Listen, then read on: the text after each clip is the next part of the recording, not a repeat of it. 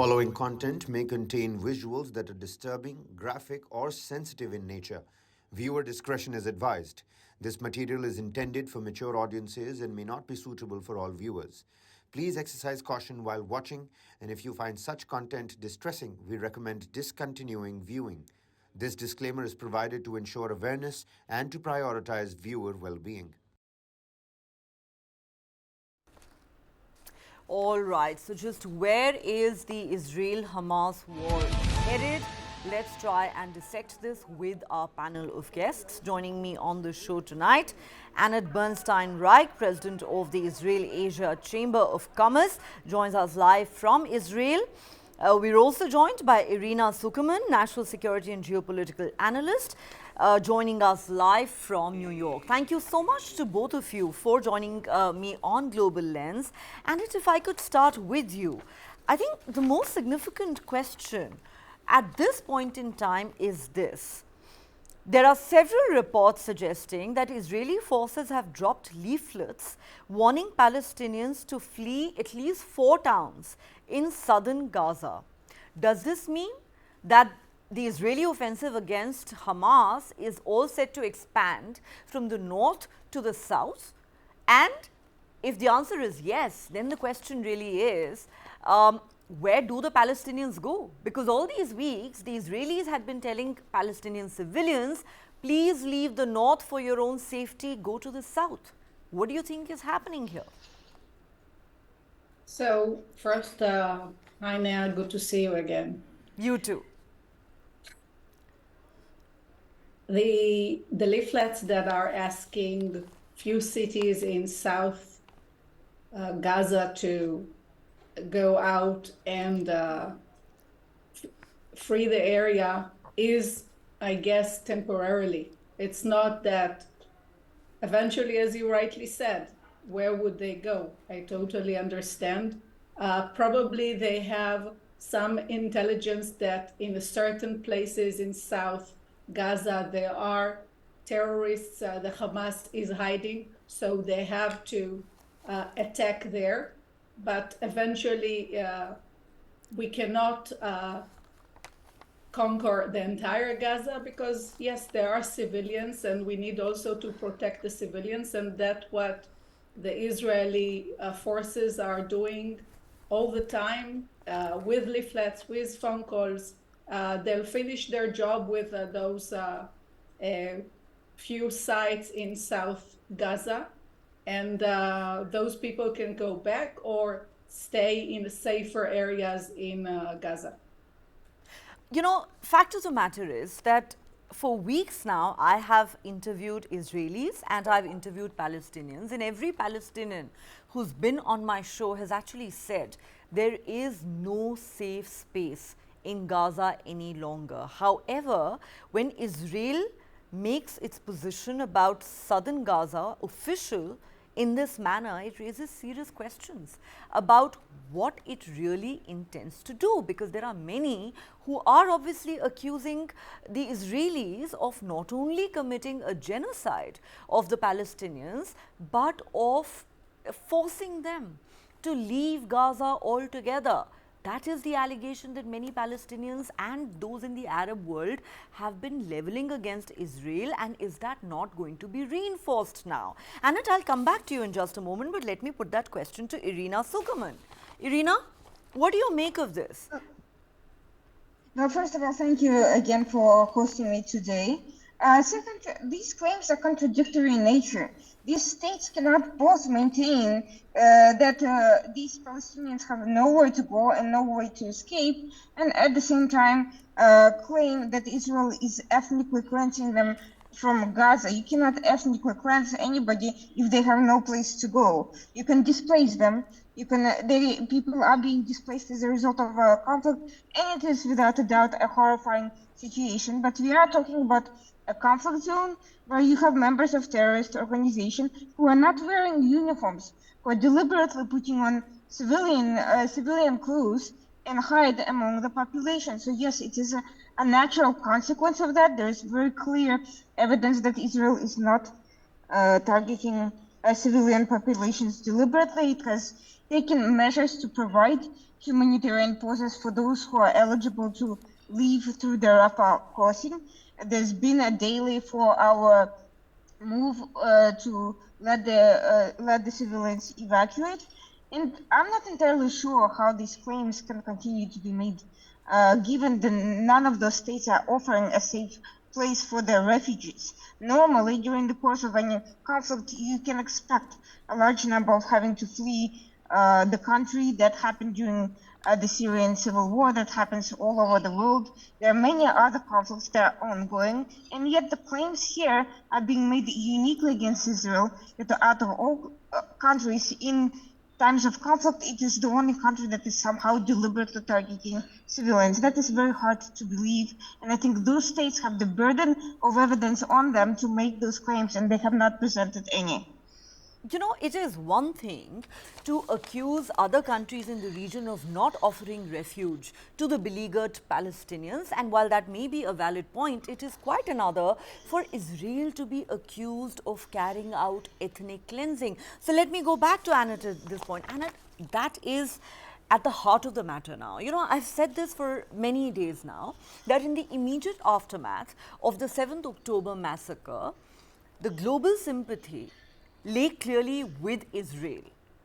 However, more than 5 weeks into the war, and given that at least 11,500 Palestinians, most of whom were civilians, have been killed in the Israeli counteroffensive, and we are told more than 4,600 of them were children, more than 3,100 of them were women, and these numbers haven't even been updated in the last 4 days. God knows how many more have lost their lives.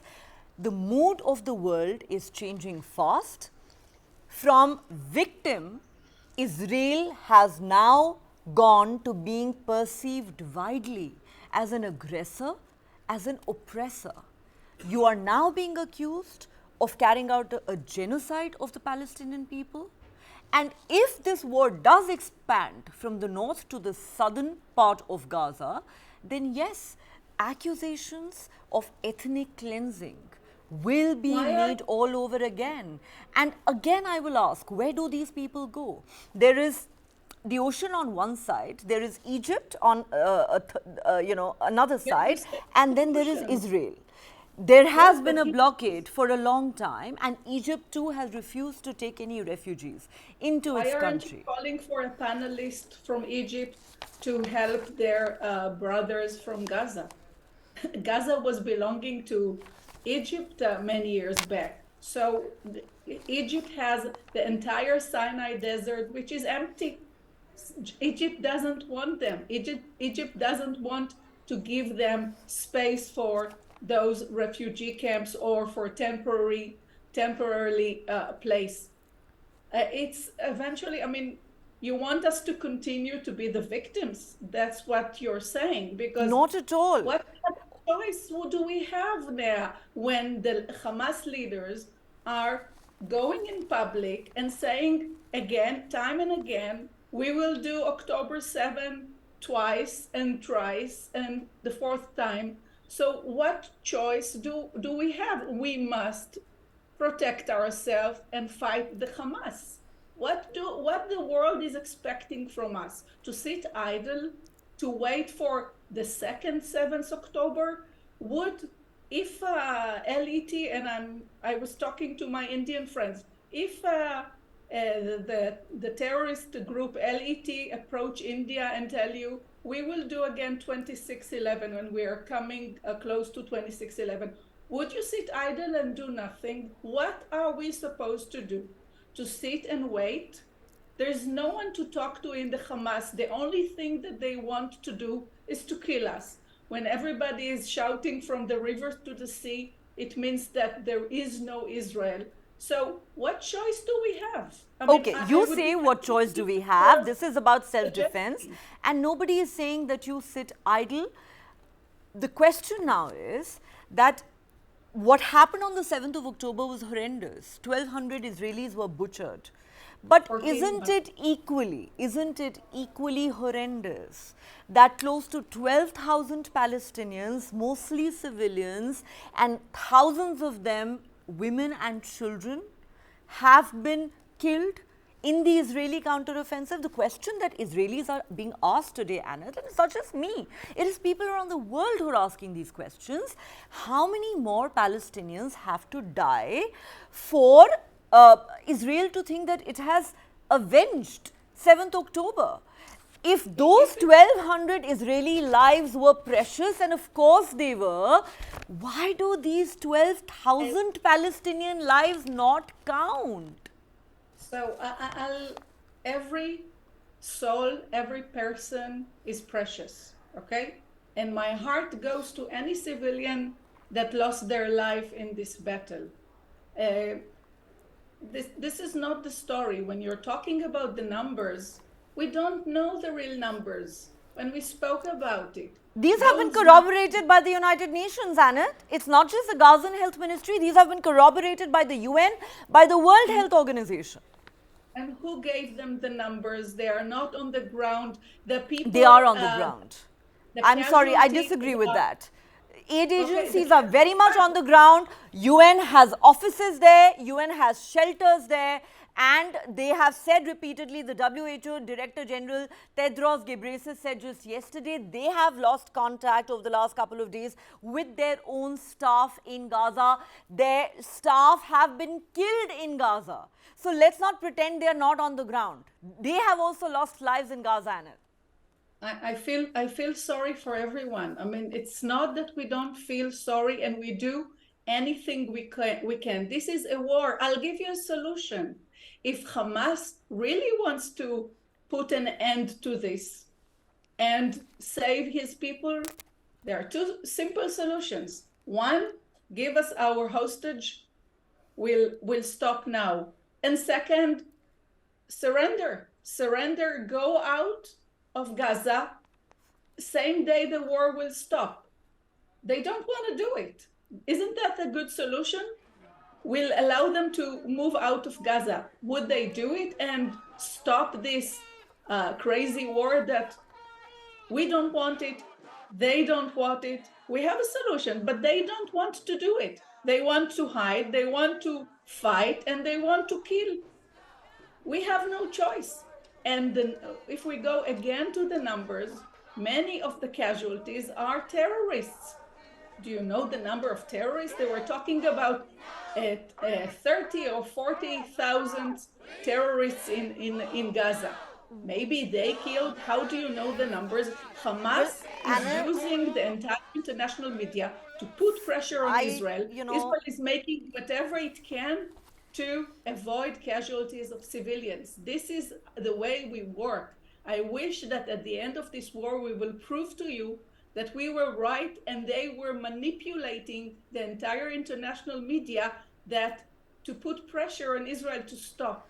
Okay, I know Israelis want to believe that the world media is being manipulated by one terror organization called Hamas, but fact of the matter is that there are thousands and thousands and thousands of innocent Palestinians. We're talking about a tiny Gaza Strip, which is home to 2.3 million Palestinians. It is one of the most densely populated areas on earth, and I am sorry to disappoint you, Anat, but nobody in the world believes that those 2.3 million Palestinians are all terrorists, that they all are Hamas, that the thousands of women and children and babies who have been killed, including in hospitals such as al-shifa, were Hamas. Nobody believes that, Anat. Nobody does. You do not need to brainwash anybody. You don't need to manipulate anybody into simply saying, stop the war, because innocent people, including women and children, are dying. This is not a figment of anyone's imagination. You want us to believe we have been manipulated, the United Nations has been manipulated, the World Health Organization has been manipulated. Country after country that is now coming out and saying, call a ceasefire now. These are some of your closest allies. I'm talking about countries like France and Canada. The French president has called for a ceasefire. The Canadian Prime Minister is saying the killing of babies and children has to stop. You know, you want us to believe the entire world has been manipulated, only Israel knows the truth, and these lives are precious too. But let me go. I Okay. suggested the solution. Release It would be their a great solution, Annette. The problem is we are talking about a terror organization that obviously does not value lives. They do not value Israeli lives, and nor do they value Palestinian lives. But then the counter question to that is, does that mean that 2.3 million Palestinians should be collectively punished for the actions of Hamas? We are doing this war not as a punishment. It's not a punishment for what happened in Ask October those 7th. people. Ask those people who've lost loved ones, who are injured, who don't have food. They are being punished. I know that that's what many people are saying, but we are not motivated by revenge. This is not the issue. You don't know the Israelis, I guess. We are motivated by fear. We are afraid that it will happen again, and we cannot let it happen. Hamas showed us their abilities to do it. We cannot let it happen. What do you want us to do? So we call on a ceasefire. Then what? Then I wait another month, and then they attack again. They continue to attack. Maybe it's not said in the media, but rockets are on Israel all the time. They have for that fuel, they have for this energy. We have sirens continuing in Israel, and people are killed, and people are injured, and houses are being destroyed. And they will do it. So they continue to do it now. Imagine we go out and not finish with them, and then what? I mean, and then you will feel sympathy for us. We need to decide where we want to be, and we need to protect our country. Unfortunately, the world is not giving us a choice. Hamas is not giving us a choice, and we have to do the work ourselves. And this is a very sad reality that we are in. But we are doing our best not to hurt civilians. We work by the international law of war. Every step of the way in this war. I know that you're seeing those pictures in Shifa Hospital, for example. When they came yesterday, they came with incubator, they came with medical staff, they came with fuel.